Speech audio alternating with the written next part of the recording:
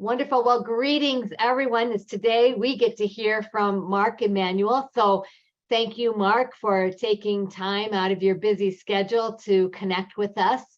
And let's just simply start by asking you to tell us a bit about yourself and a bit about your company. Yeah, well, my name's Marc Emanuel. I originally from San Antonio. I've been in Omaha for the past 13 years now.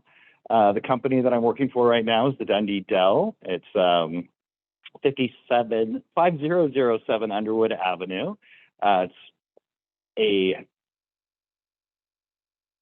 infamous, famous place, if you will, for fish and chips, and we've been around for pretty close to 100 years. This is a new take on it.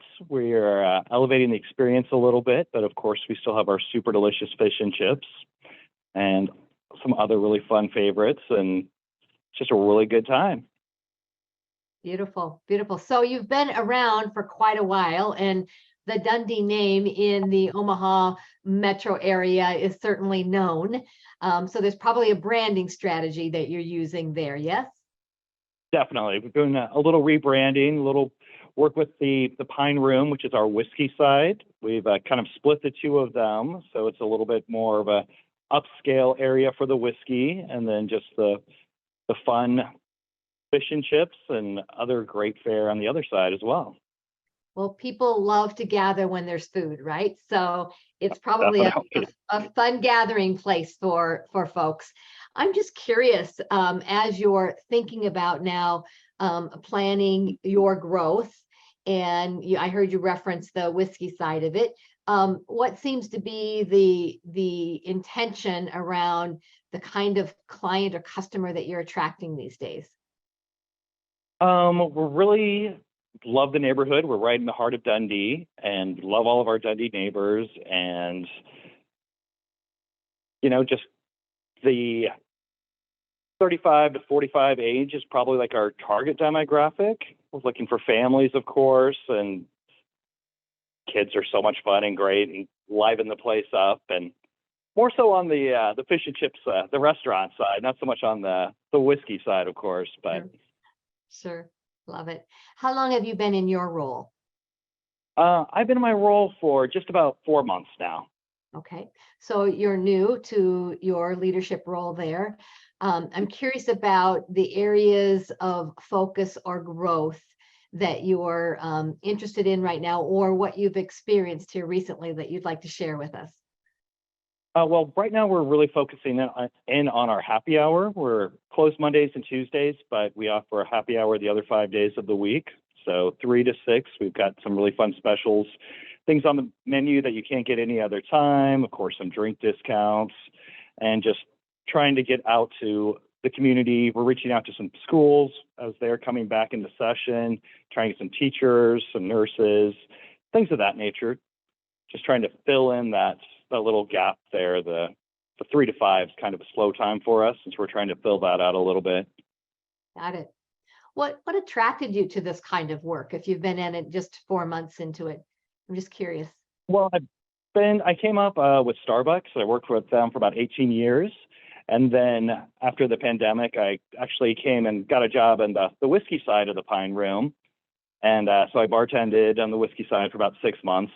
Don't ask me much about Scotch. I've forgotten everything. But then I took over another leadership role for the same company at the Birch and Beer Garden. And I was in position there, and I still am positioned there as the general manager for about a year, going on a year and a half. And then I had the opportunity to kind of dual manage. So I stepped back in as the leadership role on this side. And it's just it really is a fun place. And I really stand by the product. Our food is so good. We have a great staff, and just really trying to deliver the best for our customers. Nice. That customer experience. So you referenced a great staff. What kinds of things do you look for, qualities of potential employees or teammates? A great question. And it changes every day, I feel. Dependability, of course, super important. Outgoingness, and like sincerity. I really am like a staff that knows how to talk to customers, but knows how to connect with the customer, and not just says whatever, but actually gets to know their customers, builds regulars, and gives them the really great experience.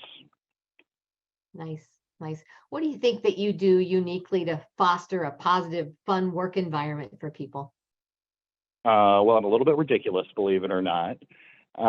Just making sure that my staff is having a good time, and not too much fun, of course, but if they're having a good time, I feel like the customer's going to have a good time. And I lead by example. I'm out there greeting tables, bussing, hosting, doing anything and everything.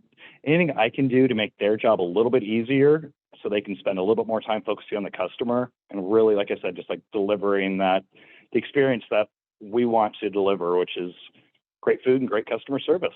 Absolutely. And leadership is about removing obstacles and barriers for them to be their best, no doubt. No doubt. Definitely. I'm just curious, what might be some learnings that you've gained, or maybe some surprises as you've launched this new career now in managing this establishment? Well, I mean, there's just so much. I don't even know where to start. Every day I learn 4 or 5 new things and new ways to do things. And for me personally, what I try to do is figure out how to be the most efficient in what I'm doing so I can lead my team through the efficiency. And then once again, it goes back to you can spend that time then with your customer.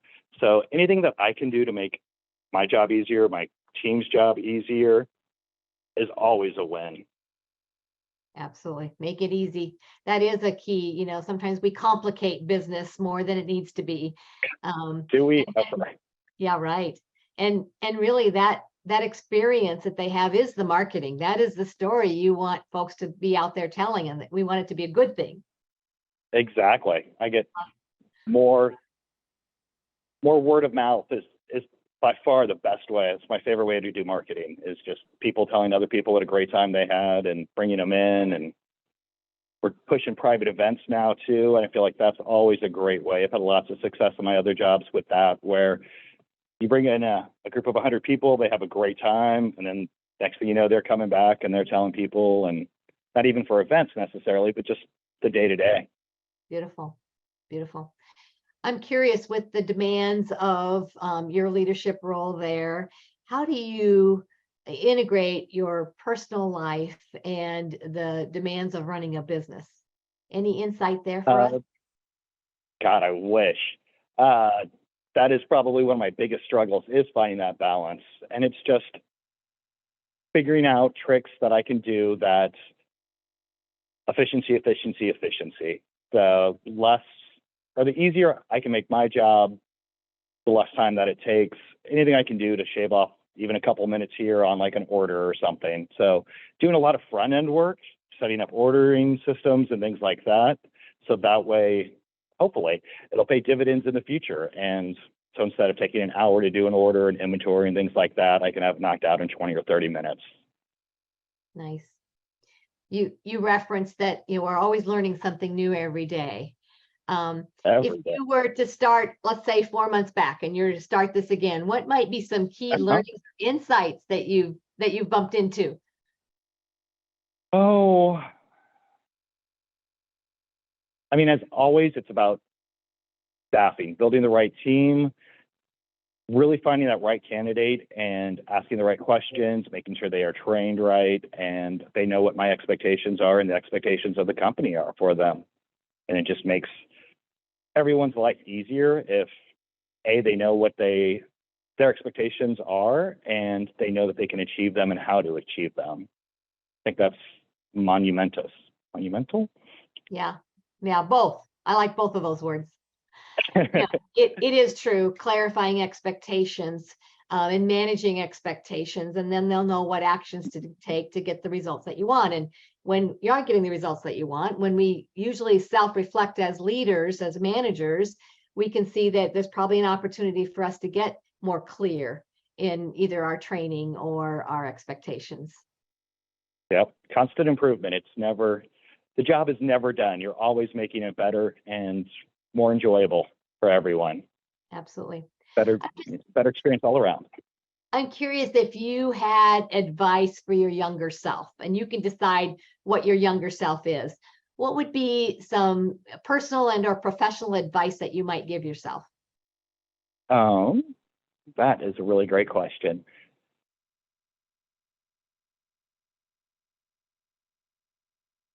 So good, I can't even come up with an answer right now. I guess just really think through everything, and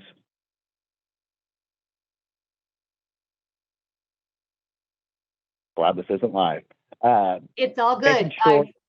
Are you a risk taker in your decision making? How do you even come about making decisions to, let's say, even start this business? Yeah, so I would say I am a risk taker. I try to do my best to make the decision that's going to negate as much of the risk as possible. But if you don't take risks, you don't really move forward. And I mean, there is always a little bit of gamble in everything that you do. And so, but at the same time, negating some of that, the variables, and making it a little bit easier to manage the risk. Mm-hmm.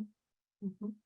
And always taking in new information, right? So we might have a plan, and we might need to go to plan B, plan C, or take in new information and mid-course adjust. Exactly. Being nimble and pivoting, always a strong leadership quality and necessity, definitely. And what worked yesterday might be the absolute worst idea today. So just having the wisdom and the knowledge to know when your plan is not working, and going back and revisiting it and bringing the team along and figuring out what it is that I can do different and better for them, and what they can do different and better for me. Yeah, for sure. I'm just curious, what might be some maybe common misconceptions that people have out there about running a business? That it's always fun and not all the work in the world. What I find interesting is that, like I said earlier, like I'm always learning something new. There's always a new challenge, which really drives me. I love. Like, my days are never anything at all the same. There's always a new challenge, new opportunity, new 1,000 things to learn, new way to try to approach a strategy. It's great. So I think going back to being nimble, super important whenever you are opening up a restaurant or a business, and having a plan, but being willing to adjust that plan and knowing when to adjust it and when to stay the course. Yeah, nice. I'm curious about how you learn. What's the most effective way that you learn? Are you a visual learner or kinesthetic, or how do you learn best? Definitely hands-on, getting in there, doing the work. And for me, that helps me lead my team also, because if I'm not in there doing what it is that needs to be done, I don't know how to tell my team how to do it. I can't figure out the most effective way to do it, figure out what's working the best, what's not working, what is just extra labor that we don't even need to be doing. And so super important for me to be close to the work, but at the same time, know when it is to take a step back and see the big picture and figure out if that task that I'm having my servers do we really need to do A, B, and C? Can we skip do B and maybe we try D and we more than make up for A and C, if that makes sense at all? It does. I can hear that you're about testing and measuring what works, and let's experiment with that a bit. Oh yeah, definitely. Yeah, it's a way to stay relevant, certainly, to make sure that you're meeting your customers' needs. Mm-hmm. Yeah. How about the financial mastery of running a business? Is that everything that you thought it would be, or is there an opportunity to learn and grow in that area as well as a business owner? Oh, definitely. I mean, you know the percentages that you're going for, what your goals are, but maybe you have this great idea for a special and it doesn't work out, and so then you're down on that. But definitely can always, as with everything, keep learning and growing, and really with the business side of it, really try to keep those numbers tight. And even though something's only going to cost X amount of dollars, which seems like small, if you can save those couple bucks here and there, it really adds up in the end. Yeah, most definitely. What does your workday look like? Because you said you love the variety and no one day is really the same as the other. No, they are all totally different. I mean, I'm normally up by 6 or 7, checking emails, setting up parties, talking to the owner.